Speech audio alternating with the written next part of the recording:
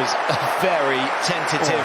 자, 할로윈의 날답게 뭔가 무시무시한 명승부가 펼쳐진 것 같습니다. 할로윈의 본질은 공포죠. 이 공포, 두려움을 극복하니 알렉산더 즈베레프가 다닐 메드베데프라는 천적을 꺾는 징크스 탈출을 해냈습니다. 자, 이 영상에서는 즈베레프가 어떻게 메드베데프전 5연패 사슬을 끊고 준결승에 진출해서 야닉 시너와 대결을 하게 됐는지 관전평, 그리고 준결승전을 전망해 보겠습니다. 자, 즈베레프와 메드베데프 이 두 명은요, 누가 뭐래도 넥스트 제너레이션의 대표 트윈타워입니다. 메이저 대회 결승전에 가장 많이 진출했고, 또 같은 세대에서 가장 많은 마스터스 시리즈 타이틀을 획득했을 뿐 아니라 통산 타이틀, 세계 랭킹, 경력 등에서 우열을 가리기 힘들 정도로 앞서거니 뒤서거니 한 선수들입니다. 자, 일단 이들의 기록 비교 간단하게 해보겠습니다. 메드베데프는 메이저 대회 결승에 6번 진출해서 1번 우승, 5번 준우승.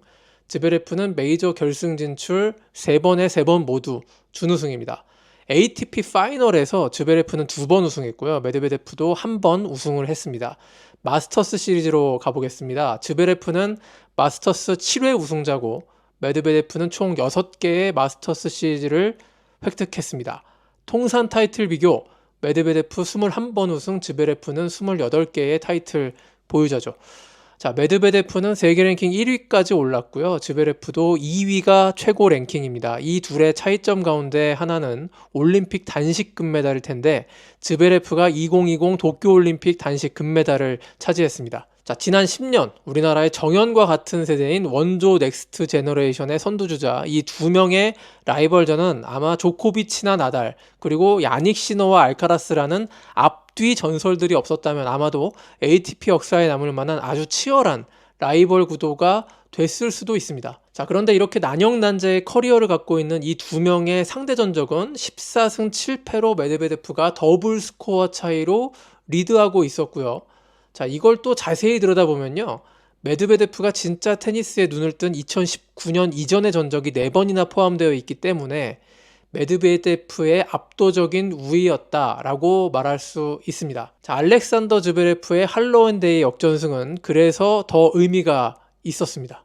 1세트 출발은 메드베데프가 좋았습니다. 최근 메드베데프는 새로운 코치로 그랜드슬램 챔피언 출신 요한슨을 영입해서 보다 공격적인 플레이로 변모를 했습니다. 특히 메드베데프의 아주 고약한 약점이라고 할 수 있는 포핸드가 조금 더 공격적인 방식으로 변했는데요. 여전히 베이스라인 5m 뒤에서 딥 리턴 포지션을 유지하고 있지만 호크아이 그래픽 분석처럼요, 이 리턴 뒤에 바로 베이스라인 한 걸음 뒤로 빠르게 전진을 해서 그라운드 스트로크의 템포를 끌어올리는 과거보다 조금 더 공격적인 스트로크 방식을 채택한 것입니다. 자, 즈베레프는 이 메드베데프 징크스를 극복하기 위해 게임 플랜 하나를 들고 왔는데요. 딥 리턴 포지션에 대한 대응 방법인 서브 앤 발리를 시도했고요.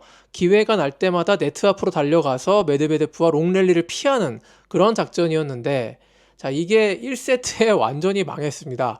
즈베레프는 발리에 능한 선수가 원래 결코 아닌데 자신에게 안 맞는 옷을 상대를 꺾기 위해 무리하게 꾸겨 입은 듯한 그런 느낌을 줬습니다. 자, 2세트에서도 먼저 브레이크를 당하면서 무기력하게 징크스가 이어지나 했는데 여기서 반전이 또 일어났죠. 즈베레프의 가장 신뢰할 만한 기술인 첫 서브 속도와 코너웍이 살아나면서 다시 게임의 주도권을 가져온 것입니다. 자, 확률도 확률이지만요, 서브 전략도 눈여겨볼 만했습니다. 자, 2세트 즈베레프의 서브 전략 변화는 정말 눈여겨보셔야 되는데요.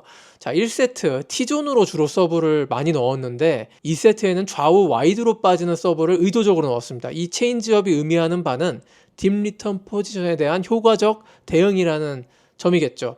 자, 딥 리턴 포지션은요, 아주 빠른 플랫 강서브가 T존으로 들어올 때 가장 위력이 있습니다. 와이드로 빠지는 서브는요, 각도가 생기기 때문에 너무 뒤에서 받으면 오히려 받기가 어려워질 수 있죠. 반면에 T존 서브는 각도보다 스피드로 승부하는 서브인데 뒤에서 받으면 그 스피드가 줄어든 상태에서 공략할 수가 있기 때문입니다. 자, 이렇게 1세트는 메드베데프, 2세트가 즈베레프의 차지였는데요. 3세트는 각자의 모자란 점을 보완을 하고 강점을 최대한 살려서 나오는, 자, 파이널 세트 명승부로 가는 조건을 정확하게 이행한 세트였습니다. 이게 바로 하이 퀄러티 매치라고 하죠. 타이브레이크 접전 끝에 즈베레프가 간발의 차이로 승리를 했는데요. 그런데 여기서 중요한 건 타이브레이크보다 4대5로 뒤진 상황에서 즈베레프가 두 차례 매치 포인트를 극복해낸 과정입니다. 한 번은 강력한 T존 서브 에이스로 브레이크 포인트를 지웠고요.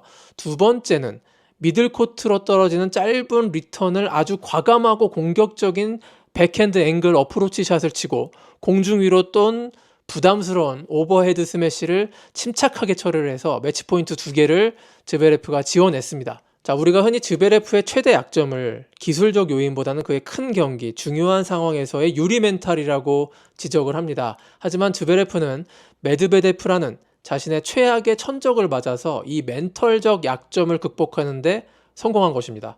자, 이것은요, 즈베레프의 남은 시즌 경기력에까지 영향을 미칠 수 있는 중요한 전환점이 될 수 있겠죠. 메드베데프 역시 4강에서 즈베레프전 연승 행진이 끊어졌지만 US 오픈 광탈 이후 아시아 스윙과 실내 하드코스 시즌에서 다시금 예전의 메드베데프의 가까운 모습으로 돌아간 점 기억을 해야 할 것입니다. 오늘 패배로 메드베데프의 ATP 파이널 막차 출전의 희망은 좌절됐습니다.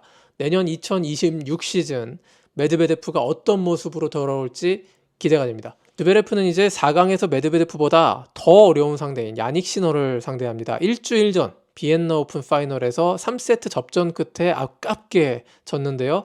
2주 연속 세계 2, 3위가 맞붙는 이 대결, 물론 객관적인 전력 그리고 체력적인 유리함까지 더해서 시너의 절대 우세가 예상이 됩니다.